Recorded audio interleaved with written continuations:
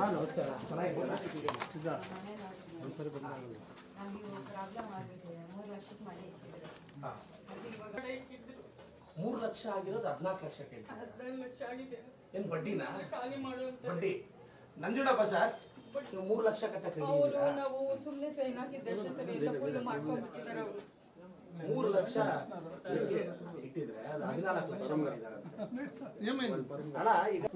ಈಗ ಅಲ್ಲ ಕೇಳಿ ಸರ್, 3,50,000 ಇಟ್ಟಿದ್ರೆ ಅದು ಬಡ್ಡಿ ಎಲ್ಲ ಸೇರಿ 14 ಲಕ್ಷ ಕಟ್ಟು ಇಲ್ಲ ಖಾಲಿ ಮಾಡು ಅಂತಿದ್ದಾರೆ. ಇದು ಬಾಡಿಗೆ ಕಟ್ಟು ಅಂತಾರೆ ಸರ್, ಈಗ ಇವರು ಪಾಪ ಅಮ್ಮ ಅವ್ರ ಯಜಮಾನ್ರು 3,50,000 ಈ ಮನೆ ಇಟ್ಟಿದ್ದಾರೆ ಯಾರಿಗೋ. ಅದು ಬಡ್ಡಿ ಇವಾಗ 14 lakhs ಆಗಿದೆ. ಅವ್ನು ತಗೊಂಡ್ರು 14 ಲಕ್ಷ ಕೊಟ್ರೆ ಅಂತ ಮಾತಾಡ್ತಿದ್ದಾರೆ. ಬಾಡಿಗೆ ಕಟ್ಟು ಇಲ್ಲಾಂದ್ರೆ ಖಾಲಿ ಮಾಡು. ಅಮ್ಮ ಈಗ ನೀವು ಅಸಲು ಆಶೀರ್ವಾದ ಮಾಡ್ಬೇಕು ಸರ್ಗೆ. ಮನೆ ಹೋಗಿ ಕೆಲಸ ಮಾಡ್ಕೊಂಡು ಇವ್ರಿಗೆ ಉಂಟಲ್ಲ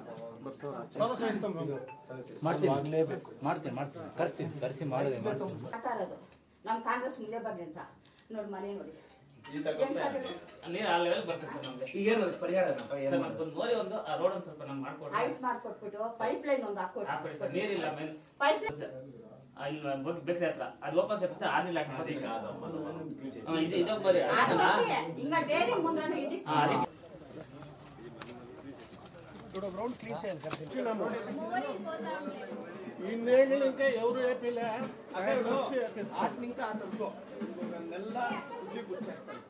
ఫుల్ రోడ్డు డ్రైన్ 2 వేసినాను. అన్నదానం వచ్చింది, ఒక టెండర్ పోతుంది. ఒక 6 నెలల రెడీ అయిపోతుంది. మీరు అడగ రైట్